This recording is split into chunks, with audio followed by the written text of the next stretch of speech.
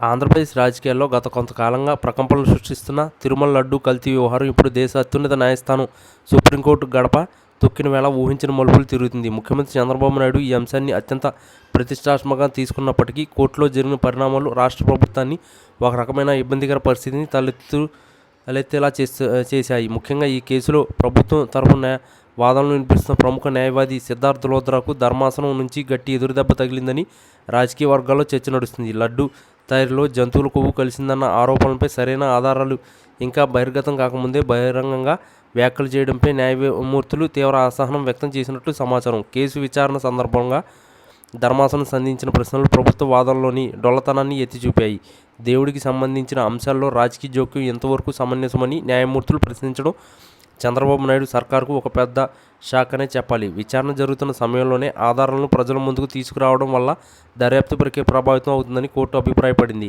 సిద్ధార్థ లోత్రా తన వాదనలను బలంగా వినిపించే ప్రయత్నం చేసినప్పటికీ న్యాయమూర్తి ఆయన్ను మధ్యలోనే అడ్డుకుంటూ ఘాటైన వ్యాఖ్యలు చేశారని కథనాలు వస్తున్నాయి. బాధ్యతాయుతమైన పదవుల్లో ఉన్నవారు మతపరమైన భావజాలంతో కూడిన అంశాలపై మాట్లాడేటప్పుడు అత్యంత జాగ్రత్తగా ఉండాలని హితవు పలకడం ద్వారా కోర్టు ఈ విషయాన్ని ఎంత సీరియస్గా తీసుకుందో స్పష్టమవుతుంది.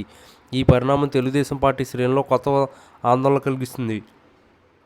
లడ్డూ వివాదం ద్వారా గత ప్రభుత్వాన్ని ఇరకాటంలో పెట్టాలని భావించిన కూటమి ప్రభుత్వానికి సుప్రీంకోర్టు వ్యాఖ్యలు రివర్స్ అయ్యేలా కనిపిస్తున్నాయి. సిద్ధార్థ లోద్రా వంటి సీనియర్ న్యాయవాదికి క్లాస్ పీకడం అనేది సాధారణ విషయం కాదు. ఇది కేవలం ఒక న్యాయవాదికి జరిగిన అవమానంగా కాకుండా ప్రభుత్వం అనుసరిస్తున్న వ్యూహాల్లో లోపాలను ఎత్తి చూపినట్లుగా విశ్లేషకులు భావిస్తున్నారు.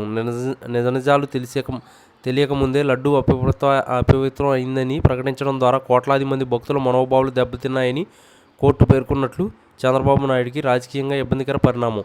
మరోవైపు ఈ కేసు స్వతంత్ర సంస్థతో విచారణ జరిపించాలని కోర్టు యోచిస్తుండడం ప్రభుత్వానికి మరిన్ని సవాళ్లు విసిరే అవకాశం ఉంది.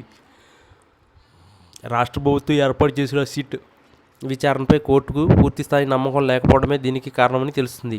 రాజకీయ కక్ష సాధింపు చర్యలో భాగంగానే ఈ వివాదాన్ని తెరపైకి తెచ్చారా అన్న కోణంలో కూడా కోర్టు ఆరా తీస్తున్నట్లుగా సమాచారం. మొత్తం మీద లడ్డూ వివాదంపై సుప్రీంకోర్టు తీసుకున్న కఠిన వైఖరి చంద్రబాబు నాయుడికి ఒక హెచ్చరిక లాంటిదని చెప్పవచ్చు. న్యాయస్థానంలో ఎదురైన ఈ ఎదురుదెబ్బను ప్రభుత్వం ఎలా అధిగమిస్తుందో వేచి చూడాలి. సిద్ధార్థ లోద్రాకు తగిలిన ఈ సెగ నేరుగా ముఖ్యమంత్రి వైఖరిని కూడా ప్రభావితం చేసే అవకాశం ఉంది. రాజకీయ ప్రయోజనాల కంటే రాజ్యాంగబద్ధమైన ప్రక్రియలే ముఖ్యమని కోర్టు తేల్చి చెప్పడం ఈ కేసులో ఒక కీలక మలుపు.